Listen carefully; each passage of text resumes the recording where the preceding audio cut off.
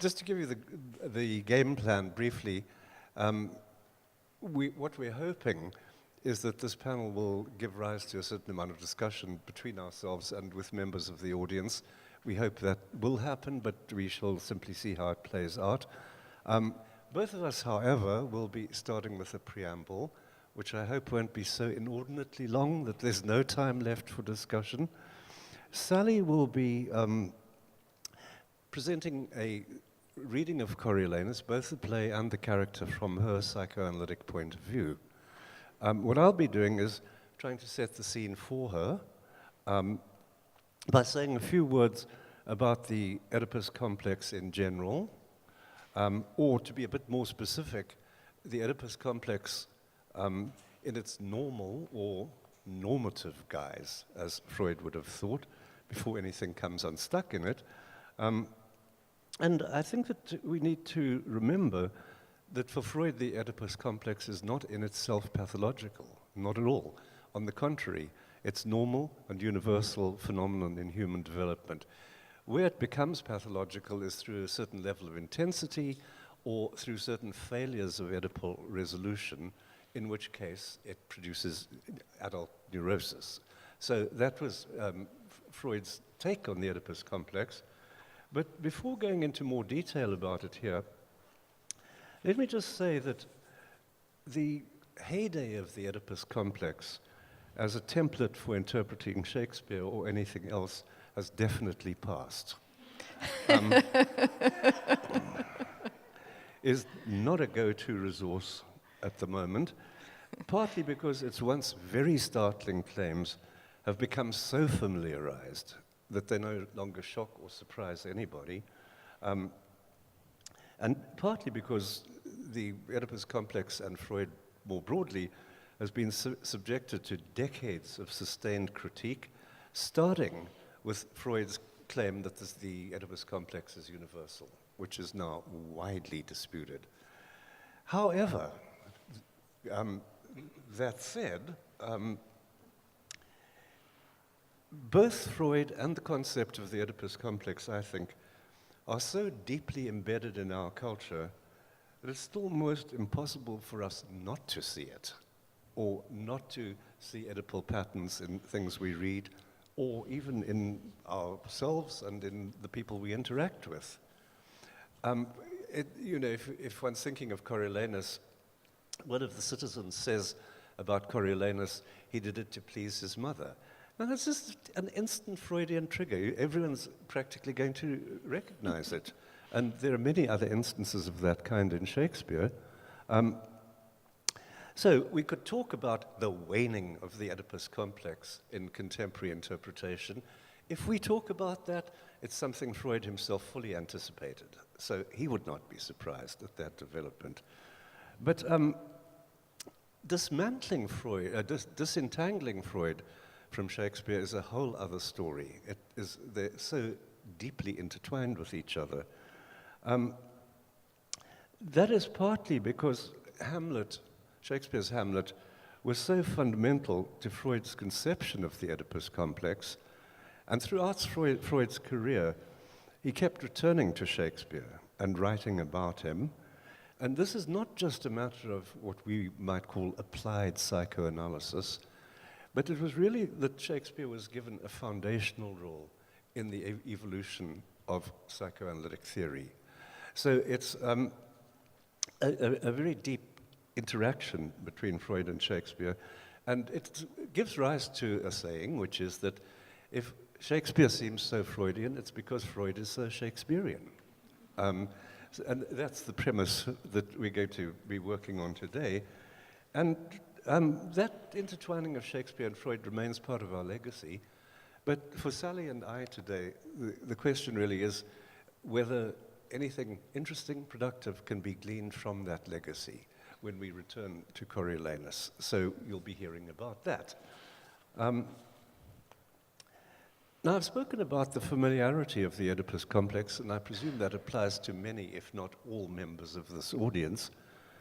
Nevertheless, I think we need to start on the same page and about the nature of the Oedipus complex. So I'll recap very briefly what it is and how Freud comes to it. Freud begins to theorize the Oedipus complex in his book, The Interpretation of Dreams, first published in 1899 and then repeatedly republished up through 1929. Freud approached the topic through discussion of dream wishes, especially on the part of children for the death of others, typically their parents, their siblings, and so forth. Freud thought people would be shocked to hear this. He was not, and regarded it as actually rather commonplace. And the motivations for those death wishes, as he calls them, are things like jealousy, rivalry, revolt, and so on.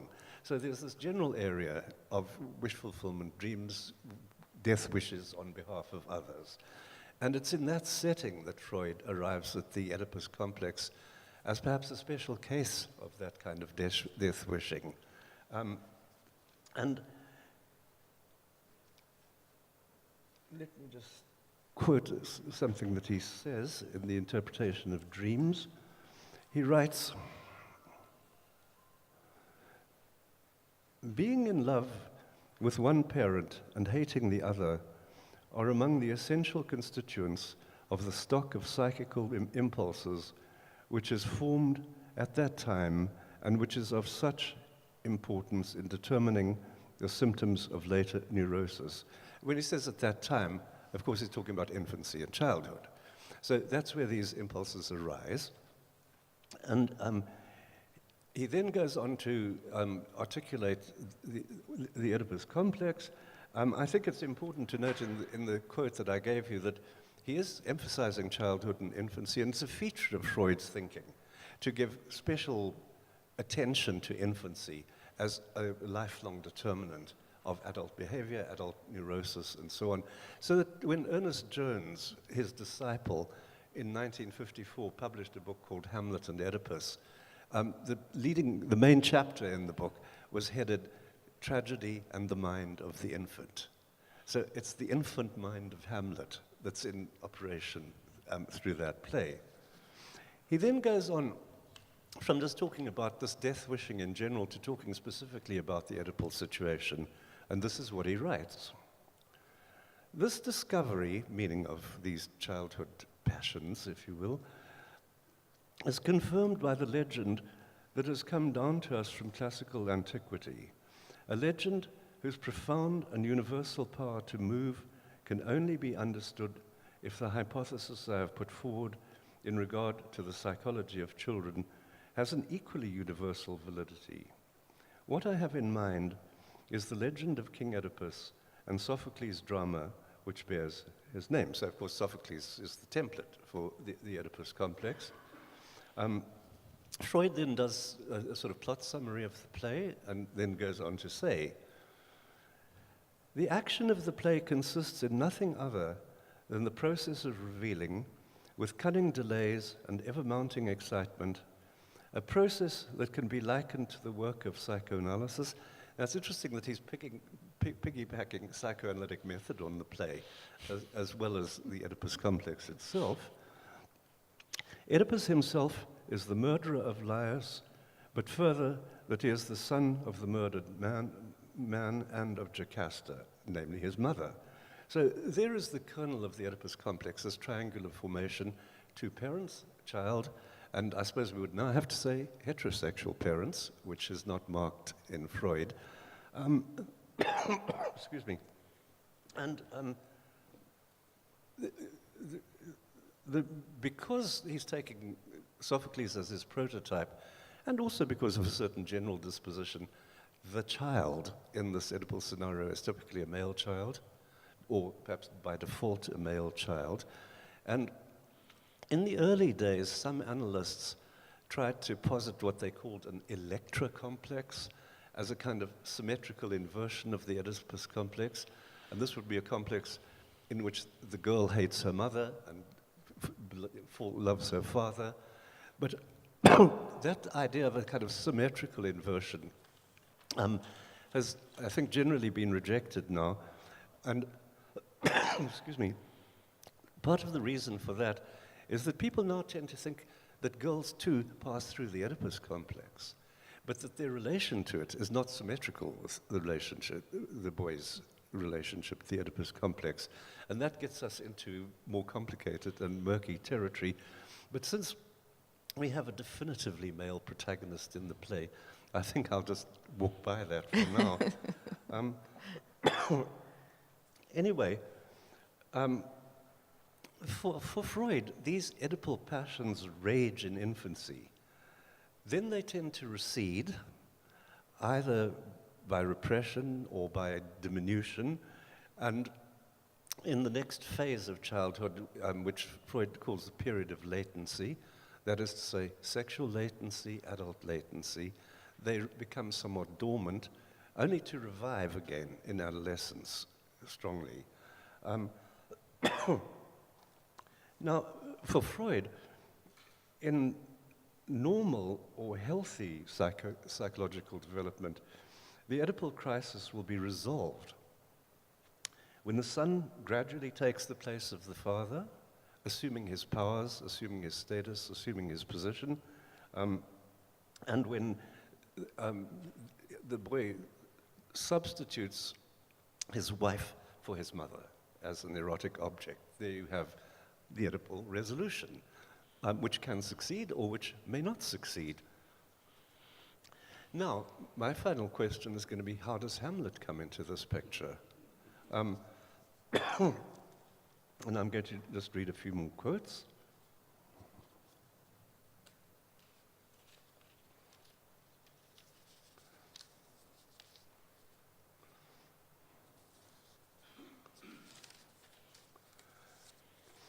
Another of the great creations of tragic poetry, Shakespeare's Hamlet, has its roots in the same soil as Oedipus Rex.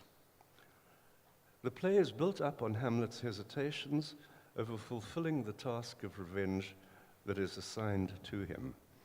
But its text offers no reasons or motives for these hesitations, and an immense variety of attempts at interpreting them have failed to produce a result. It then continues, what is it then that inhibits him in fulfilling the task set him by his father's ghost? The answer, once again, is that it is the peculiar nature of the task. Hamlet is able to do anything except take vengeance on the man who did away with his father and took that father's place with his mother, the man who shows him the repressed wishes of his own childhood realized. And what sort of intensifies that is that, in a sense, Claudius has acted in his place and preempted him in his own Oedipal scenario. And, I mean, in a sense, attacking Claudius can only be attacking himself. And what Freud then says is that what follows from Hamlet's sort of frustration is these perpetual self-reproaches and forms of self-loathing. So there's Hamlet and Oedipus. And I think Hamlet is especially important to Freud because the play shows the operation of unconscious motives. In Freud's view, the Sophocles version of Oedipus, the whole plot is right out front. It's acted out on stage in as many words and in its own terms. He has an explanation of that, which I won't actually go into at the moment. But what's crucial for Freud about Hamlet is that the action of the play, the action of the play rather than the inaction of the play, is completely unconscious and is not accessible to Hamlet or to anyone else in that theatre. So it becomes a very powerful exemplum of the repressed Oedipus complex, rather than the overt Oedipus complex in Sophocles' way. And I mean, in a sense, I think conceptually, Hamlet is more important to Freud than Sophocles' Oedipus is. So that is what I take to be the basic setup. One thing that I was going to actually mention and forgot is this has to do with the claim about the universality of the Oedipus complex, where he mentions Jocasta, which I should have mentioned as well. He says at a certain point, when Oedipus, though he is not yet enlightened, has begun to feel troubled by his recollection of the oracle, Jocasta consoles him by referring to a dream which many people dream, though, as she thinks, it has no meaning. She says, quoting her, "Many a man ere now in dreams hath lain with her who bore him. He hath least annoy, who with such omens troubleth not his mind." So this is the Oedipal situation in Jocasta's view without meaning, without any further significance. But for Freud, it is a very significant moment because what it elicits is this universality of the Oedipus complex and, in some sense, Jocasta's unwitting articulation of it. Okay, so that is what I take to be the basic setup, and now I happily hand over to Sally. Thank you. I'm going to start with two questions that are coming out of what you've just said, Jonathan. So before I start, I'll ask you to think about the question of if Hamlet is a model of the repressed Oedipus complex, how would we understand Coriolanus with respect to that? And also the model that Jonathan's describing, which is very true to Freud, is a model in which the boy wants to kill his father. So let's think about that in relation to this play. I have to choose between reading the words and seeing you, and I'm choosing to read the words. Wave loudly if you want me to see you. I'm going to look at Coriolanus as a failure of the Oedipal situation, but first I need to say a bit about the Oedipal situation. In 1920, Freud felt compelled to add this footnote to his 1905 manuscript, 3 Essays on Sexuality. In this footnote, he dogmatically asserts the centrality of the Oedipus complex at a time when analysts in his inner circle were questioning its importance. I quote, "It has justly been said that the Oedipus complex is the nuclear complex of the neuroses and constitutes the essential part of their content. It represents the peak of infantile sexuality, which through its after effects exercises a decisive influence on the sexuality of adults. Every new arrival on this planet is faced by the task of mastering the Oedipus complex. Anyone who fails to do so falls victim to neurosis. With the progress of psychoanalytic studies, the importance of the Oedipus complex has become more and more clearly evident. Its recognition has become the shibboleth that distinguishes the adherents of psychoanalysis from its opponents. This complex, from a Freudian point of view, is essential in the separation and individuation of the child. It is the process by which a young person becomes his own person. It is given to us as human beings and unavoidable. I'd like to explain that a bit further before turning to Coriolanus for evidence. Let me begin by commenting on the idea of infantile sexuality. When Freud talks of sex, he doesn't mean adult sexuality. He is thinking about the human body in totality as a source of tremendous pleasure and pain. He's thinking that nearly every experience we have with our bodies is able to excite or discomfort us. For him, being swaddled in a soft blanket and rocked by a father who is singing a lullaby is a sexual experience. In the 3 Essays on Sexuality, Freud describes that for all human beings, the original experience of sexual satisfaction is built into the original moment of nutritional satisfaction. The experience of nursing builds into the satisfaction of hunger all kinds of sensory pleasures as sucking yields a mouthful of warm milk. Quote, "The sucking of the child at the mother's breast has become the model of every loving relationship." The idea here is that all human beings have their first experience of total satisfaction at the breast or in the arms of adult caregivers. Anyone who has watched a newborn flush with pleasure while nursing, only to utterly pass out in the process, will have an idea of what Freud is talking about. For Freud, we are always reaching back for that earliest experience, and it is a predicament for us that we are so dependent on the care of adults as we grow. For adults naturally become the focus of our longings. We are bound to bring all kinds of desires to these adults that we have to learn to disentangle in order to become fully adult and able to love other adults. This is the heart of the Oedipal situation, and for psychoanalysts, the heart of the experience of growing into one's adult self. Freud goes on to note the way in which the mother or caregiver teaches the child to love. She, quote, bestows upon the child feelings derived from her own sexual life. She strokes it, kisses it, rocks it, and quite clearly treats it as a substitute for a fully fledged sexual object. What we call affection will without fail one day show its effect on the genital zones as well, but, Freud adds, she is only fulfilling her duty in teaching the child to love. So the parent plays a role that matches that of the child. By holding and rocking and soothing, she is giving her child love, and that can't help but convey something of adult sexuality, even if it is clearly not intended to. In Civilization and Its Discontents, Freud singles out the mother's love for her son as the only exception to the rule of ambivalence in human relationships. His point is that in every bond, we experience a mix of love and hate, of attachment and a wish to distance.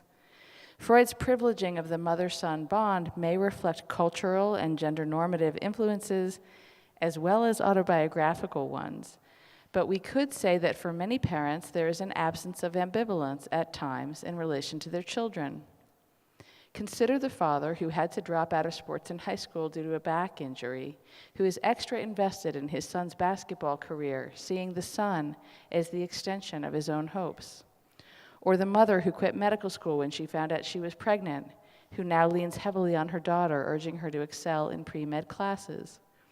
In relation to Coriolanus, consider the mother who has strong ambitions for power and force that might go against the norms of her culture.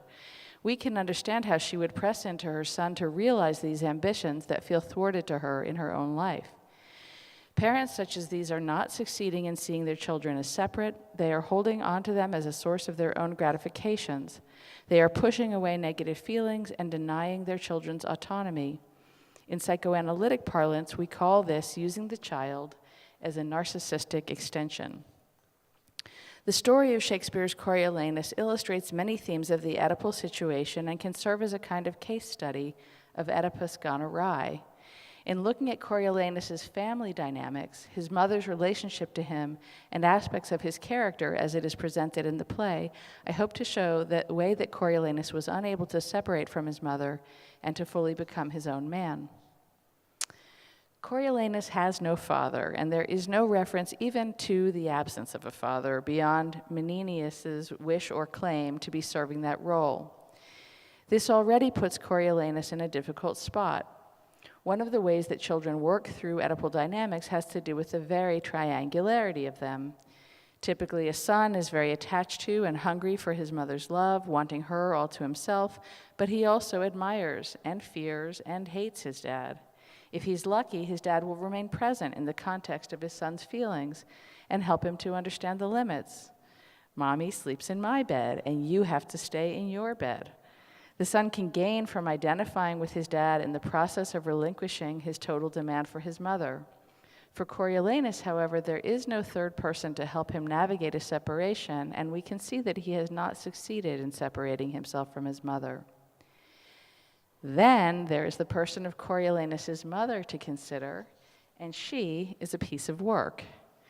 Freud describes that the mother teaches her child how to love with her caresses and care, but Volumnia asserts that she rather has taught her son how to kill. She is tremendously intertwined with her son and bloodthirsty. She taught him to fight remorselessly, and that was how he could earn her love. This is a prime example of being a narcissistic extension. There seems to be no room for Coriolanus to develop as a separate person. In the third act scene of Act 1, Volumnia is sewing with Coriolanus' wife Virgilia, and Volumnia is advising Virgilia to regard Coriolanus' war activities with greater reverence and pride.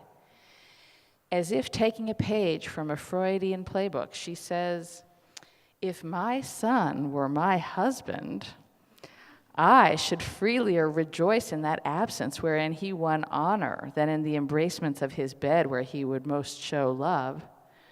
When yet he was but tender-bodied and the only son of my womb, when youth with comeliness plucked all gaze his way, When for a day of king's entreaties a mother should not sell him an hour from her beholding, I, considering how honor would become such a person, I was pleased to let him seek danger where he was like to find fame. To a cruel war I sent him, from whence he returned, his brows bound with oak. I tell thee, daughter, I sprang not more in joy at first hearing he was a man-child than now, in first seeing he had proved himself a man. Virgilia asks, what if he had died in the battle? Her response, then his good report should have been my son. She goes on to imagine her son bloodied in battle, and when Virgilia exclaims, oh, Jupiter, no blood, Volumnia asserts her lust to see her son bloodied. It, blood, more becomes a man than guilt his trophy. The breasts of Hecuba, when she did suckle Hector, looked not lovelier than Hector's forehead when it spit forth blood. We can see how deeply invested Volumnia is in Coriolanus' bloodthirst and drive for fame, achieved through murdering the enemy. Volumnia paints a picture of her son as a fearless killing machine, as she puts it, the buildings of my fancy. Later, as the patricians and tribunes consider the prospect of appointing Coriolanus as consul, Menenius gives us his own portrait of Coriolanus' character. He describes how Coriolanus went into battle at the age of 16 and killed 3 men in front of the consul, earning his place as a man. He describes how Coriolanus went on to 17 battles after that, and most recently, in the Battle of Coriolis, he displayed his fearlessness and power. Quote, his sword, death's stamp, where it did mark it took. From face to foot he was a thing of blood, whose every motion was timed with dying cries. Alone he entered the mortal gate of the city, which he painted with shunless destiny. Aidless came off, and with a sudden reinforcement, struck Coriolis like a planet. Coriolis' identity, then, is defined by his mother. He is a warrior, a death machine. There is no attention to his internal life, his feelings, his capacity to relate to others. How can Coriolanus find that in himself when his mother is so determined to mold him otherwise? Many have noted that this tragedy is unique for Shakespeare in that there is no soliloquy. We have no opportunity to hear Coriolanus' private thoughts or experience his inner world. I would argue that this may stem from Shakespeare's sense that there was no inner life for Coriolanus. He may be so underdeveloped as a person as to lack interiority. This is a huge symptom of the failure of the Oedipal situation. People throughout the play describe Coriolanus as empty, wooden, machine-like. There's no there. We witness it in his relationship to his wife and son, who seem to be afterthoughts. Let's look at what Shakespeare can tell us about Coriolanus. After a battle, he appears, ready for more. He turns to his own troops and shames them into battle. His is the voice of hatred. All the contagion of the South light on you, you shames of Rome.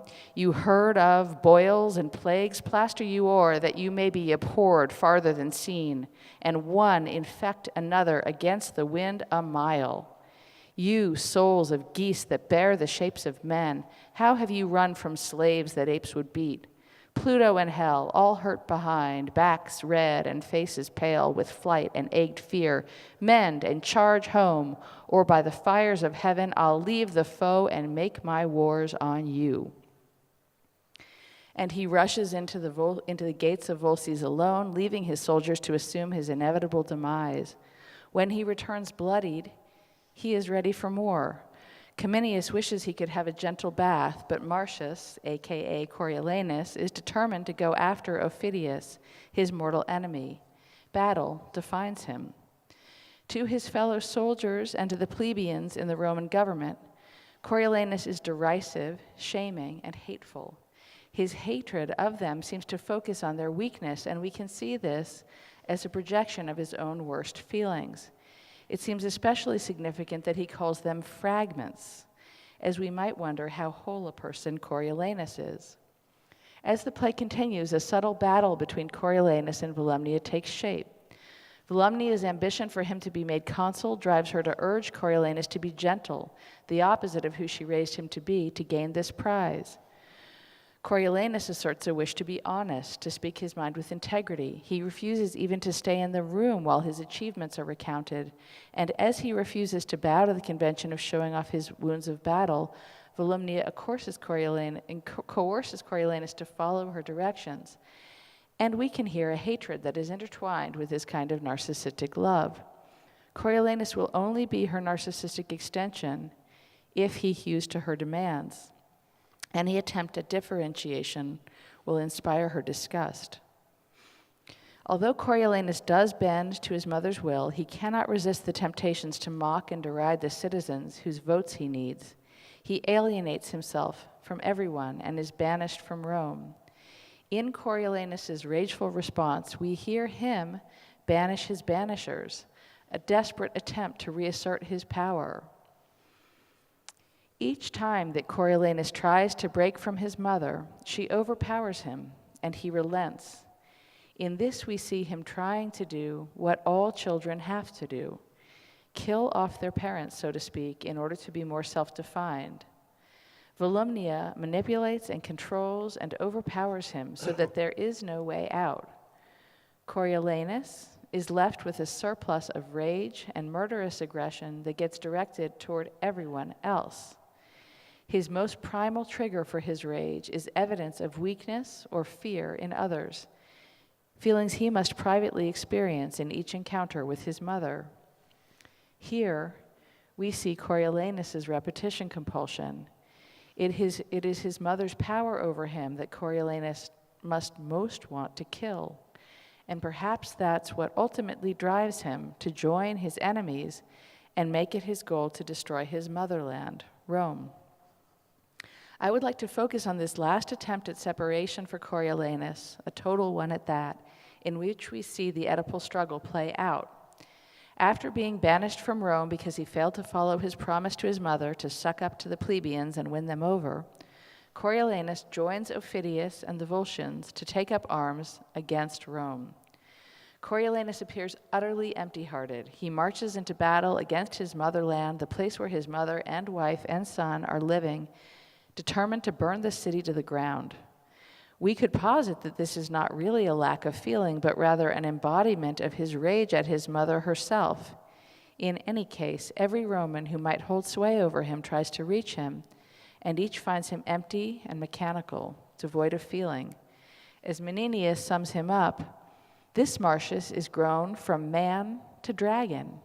He has wings. He's more than a creeping thing. He no more remembers his mother now than an 8-year-old horse. The tartness of his face sours ripe grapes. When he walks, he moves like an engine, and the ground shrinks before his treading. There is no more mercy in him than there is milk in a male tiger. Each beloved Roman who seeks Coriolanus out finds him unresponsive, and we can see, though, that Coriolanus is not truly absent. He is driving away his feelings. On sending away Menenius, he says, "This last old man, whom with a cracked heart I have sent to Rome, loved me above the measure of a father, nay, godded me indeed." He recognizes the approach of his wife, mother, and son, but urges away his feelings. Out, affection, all bond and privilege of nature, break. He is willing himself to disavow his feelings, particularly his bond to his mother. He is trying to find his own voice. I'll never be such a gosling to obey instinct, but stand as if a man were author of himself and knew no other kin. Here we see a desperate attempt at self-assertion. He wants to see himself as the author of himself, as if he could be his own parent, a product of parthenogenesis. Coriolanus is trying to cast off the rule of Oedipus itself, to combat the very structure of the Oedipal complex. He wishes to undo human nature, to relinquish the need for parents. In this moment, Shakespeare himself seems to understand the authority of Oedipus. Certainly, this gesture is driven by Coriolanus' need to disavow his mother, to erase her and her influence. To his wife, Coriolanus asserts this transformation. These eyes are not the same I wore in Rome. He continues, like a dull actor now, I have forgot my part and I am out. even to a full disgrace. Coriolanus is aware that he is just an actor playing an empty part. He seems divided between his affection for his wife and son and his lust to level his motherland. His mother then enters into the conversation, kneeling before him as if she is subjugating herself to him, when we will see she's really manipulating him. He is surprised and raises her to her feet. Coriolanus continues to try to assert himself, asking her not to sway him. "Tell me not wherein I seem unnatural. Desire not to allay my rages and revenges with your colder reasons." She twists the knife, lamenting her unfortunate situation of having to shake with fear and sorrow at the sight of him who should make our eyes flow with joy. She spells it out, that they will have to see the son, the husband, and the father tearing his country's bowels out. And she makes the link that this assault on Rome is itself an assault on her person. "If I cannot persuade thee rather to show a noble grace to both parts than to seek the end of one, thou shalt no sooner march to assault thy country than to tread on thy mother's womb that brought thee to this world." Coriolanus tries to disengage, but Volumnia goes on. She argues that Coriolanus reconcile Volsces with Rome. She goes so far as to suggest that this would be a big win for him. Either side would, quote, "give thee all hail to thee," and cry, "Be blessed for making up this peace." She goes on to tell him his name will be ruined if he persists, and she gets frustrated at his lack of response, and suddenly we see the full force of her rage at her son's independence from her, as she taunts and undermines him. "There's no man in the world more bound to his mother, yet here he lets me prate like one in the stocks. Thou hast never in thy life showed thy dear mother any courtesy when she, poor hen, fond of no second brood, has clucked thee to the wars and safely home, loaden with honor." They kneel, and she says they will return to die in Rome, stirring his guilt. Finally, Coriolanus submits, but his submission is anguished, and he knows it will bring about his death. It is a final sacrifice for his mother, a total sacrifice.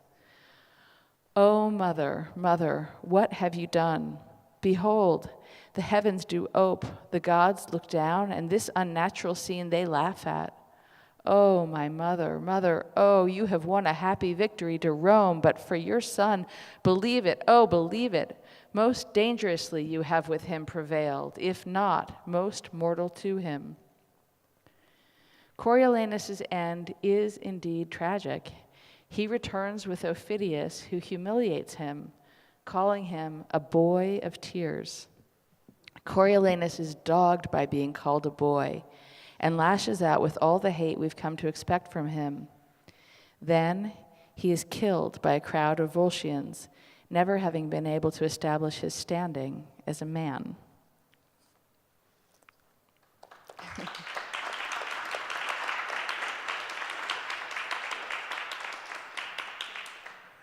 Well, we have a little bit of time left, so I think we should begin by saying, Yes. asking whether there are any questions or comments from the audience. On the right. I'm assuming that you both agree that if Hamlet had been able to work out his Oedipal complex, he would have behaved like Fortinbras. He would have immediately slaughtered Claudius. He would have immediately married Ophelia, raised another brood of waters in a rotten court, and gone on to be just a tyrant, following in the footsteps of his own father, who was admitted died criminal. It seems like really it's a psychological reduction. Power is what Hamlet is about. And power is what. Can we pass the microphone around? We Because can't, unfortunately, because they're not wireless. But can you start over? I'm sorry. Can you maybe stand up, and because we just aren't able to hear you. I'm sorry. Am I right in assuming that you believe that if Hamlet had been able to work out his Oedipal feelings, he would have behaved like Fortinbras? He would have led 20,000 men to slaughter for an eggshell. He would have killed Claudius immediately and taken control of Rome. He would have married Ophelia, who after all did betray him to Claudius and Polonius. He would have then become just a tyrant like his father, who died I forget the exact term, but a criminal in his own eyes and in the eyes of his son. It seems like what we're dealing with here with psychological reduction is that these plays, when they were written, were about power, political power, transgenerational, transcriptive power. I think also, go back to Oedipus Rex, the same thing. Okay. You go for it. Well, I mean, insofar as I understand the question, there's no. I don't dispute that. Even if one is positing the Oedipus complex in Hamlet, it doesn't mean it's the only thing that's true about the play. The same would go for Coriolanus or any other Shakespeare play. There are many intersecting determinants for what happens in the play, so that by emphasizing the Oedipus one, you're making a choice. You're making a critical choice to emphasize that. But you could turn away from it and look at something else, like intergenerational conflict. Yeah, I mean, in fact, a friend of mine used to have the theory that looking at the Oedipus complex is looking in exactly the wrong place, that the play is about fraternal rivalry between Hamlet and Horatio. So you can forget about the Oedipus complex. So it's a critical option that we have, but that's all it is. But I guess I would add one other thing, which is that it's not determinative that if you work through your Oedipal things, then you become the same as your father. It's actually the opposite. And so, you know, we could argue, I mean, I feel a little weird speculating about Hamlet because he's a fictional character, but we could argue that in the process of working through one's Oedipus complex, what really one becomes is one's own person, and then you can choose to be a tyrant, a power-seeking, murderous tyrant, or you can choose a different model, but you're actually becoming more the author, more the author of yourself in the process. That's you're becoming your own person. Tom? It seems to me that at least for a couple of moments in the play, Coriolanus wants nothing less than to be his own person. He says to his mother, I would rather serve in the capacity that I do than hold sway. He doesn't want to be consul. He doesn't want to be king. He doesn't feel like his father's been displaced. His father's just not there at all. Yeah. And what he most wants to do is to be what he's been raised to be, which is the killing machine for Rome. And so it's hard to fit him nicely into a complex for a number of reasons. The triangulation is missing, the father's missing. Menenius would be a great sort of dad. He's a party man. He likes to, what's the expression? He likes to stay up late at night rather than. So in some ways, what happens is the Oedipal reading of this leads to a totalization that blocks out many aspects of Coriolanus, not the least of which is that he doesn't want to grow up.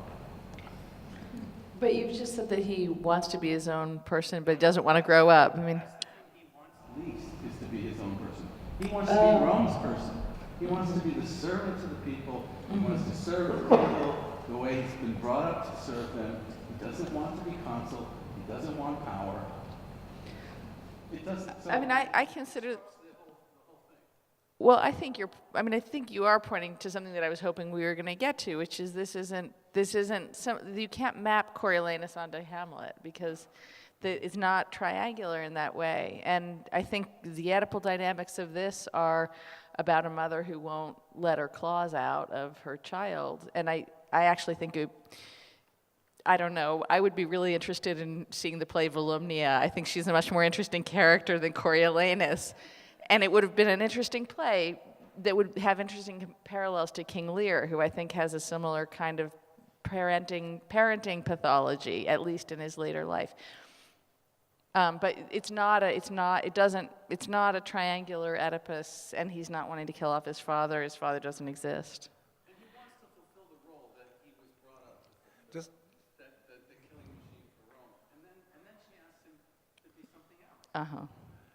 I think it's a bit more complicated than that. I do too. It is, actually. I mean, I take your point about Coriolanus not wanting to be his own person. And the culmination of that is when Menenius goes to plead with him and describes him as up there like a god or a kind of nothing. You know, it's as though he's emptied out any humanity in himself. So there is a trajectory in the play that goes that way. I think that you don't get rid of an Oedipal situation by just physically and literally removing the father. That vacancy is always there, and you're sort of conscious of it. But I think also that, you say what he wants is what his mother wants. Go out and be Rome's killing machine.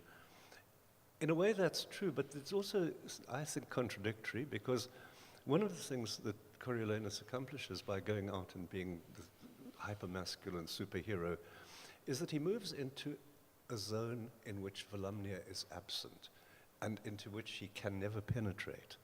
And that is his chosen site. It's also the chosen site of his own parthenogenetic rebirth, when he comes out of the city sort of covered in blood, like it's a sort of second birth of Coriolanus. And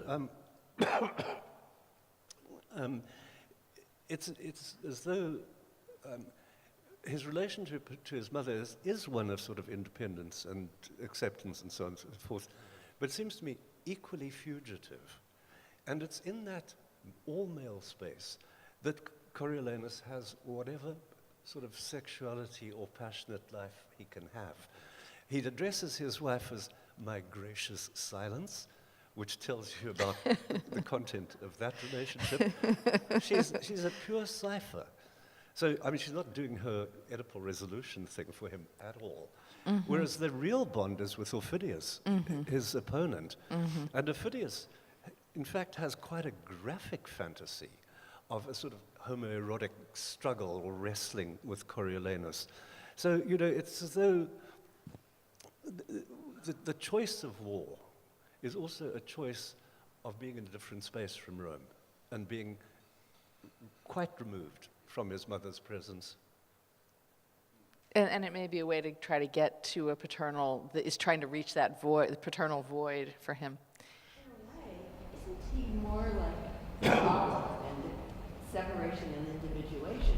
He's pre-Oedipal, isn't he? I mean, the mother hasn't separated. Hasn't let him separate. I think that's a good point. I'm just not, I suffer from bringing the Oedipal to places where other people might not. So, I think that it's there. But yes, we could look at this as an attachment disorder.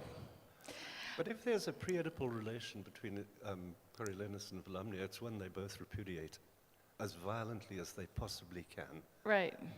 It's interesting, if it is an attachment, she gets rid of him as soon as she can. She says every other mother would want to hold and coddle and look at the baby, and I just sent him away as quickly as I could into war to get covered with blood, and I was delighted to count his wounds when he came home. So she wants to get rid of him in a certain way. She can't hold on to him. Yeah, right. Well, it's a twisted thing. But in a way, she'd rather have him dead than alive. She'd rather have him dead than alive. Yeah. Because then he's her. Maximum honor. Yeah, and he's her thing then. Yes. He's her toy. Yeah. Is there any sense that Shakespeare drew upon the Oedipal story, or even knew of? That's interesting. Well, okay, I'm going to give an answer off the top of my head. I think it's right. He knew it, and it's actually referred to in King Lear directly. I'm gonna have to look for that. Sorry? I'll have to get that for you. Yeah. He would have read Aristotle's use of it as the model. Probably, and yes, it's in Renaissance poetics, even if you aren't reading the play. But it's interesting because you could, one way of thinking is Shakespeare bringing Sophocles' Oedipus into his plays in that way? And then I think what Freud thought was rather Sophocles' Oedipus is a story that has a universal traction for all of us, and Shakespeare felt it palpably, and you can see it in King Lear, you can see it in Coriolanus, you can see it in Hamlet. So Shakespeare's actually writing about himself and doesn't know what he's doing. Right. And one of the things that Freud said that talk, Jonathan, made me think is there's some place where he says, everywhere that I want to go, I find the poets have gone before me. So Shakespeare beat him to everything. Yeah, yeah.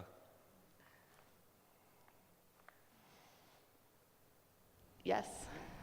Could you speak a little? So I was thinking about if we take Freud as a lens to look at the play, and we take it a little bit further and outside of the Oedipal complex, and consider the implications of Coriolanus' upbringing and his actions in terms of like masochism and the death wish.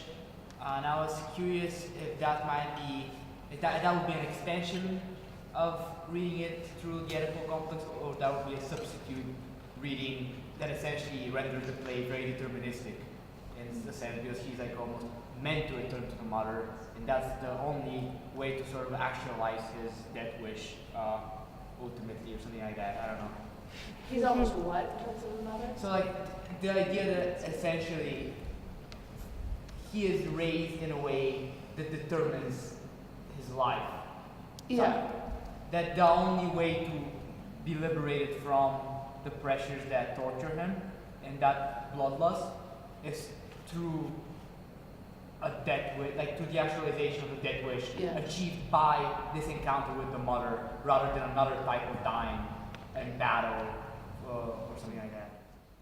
Well, I think it strikes me as a very Oedipal, if I'm understanding it, a very Oedipal reading. You know, I think the love language, so apparently there's a self-help book on love languages. Volumnia's love language is pain. She wants to see her son covered in blood. She wants to count his wounds. So he must eroticize pain. He must get some kind of libidinal satisfaction. You know, some children get swaddled and enjoy the warm bath, and other children enjoy getting covered with blood because their mother wants to see their wounds. So I think the masochism is built into the Oedipal situation. Hi, Oli. Yeah, I always had one thought about the whole story of the mythical Oedipus. It starts with an infanticide. You know, actually, he's supposed to be killed. So I always felt strange that that part of the story was kind of left out. Well, it's been written on, after Freud, people came up with the idea with a Laius complex and the idea, you know, of the father who wants to kill his son, and what does that do to the child's development? It's not good. I'll give you the take-home message. It's not a good thing. Well, I guess if his parents wanted to kill him, he beat them to the punch. Well, that's a good note to end on. Thank you so much. And actually, before we applaud and thank our panelists, I just want to alert anyone who doesn't know to the fact that we have our Coriolanus in the audience with us.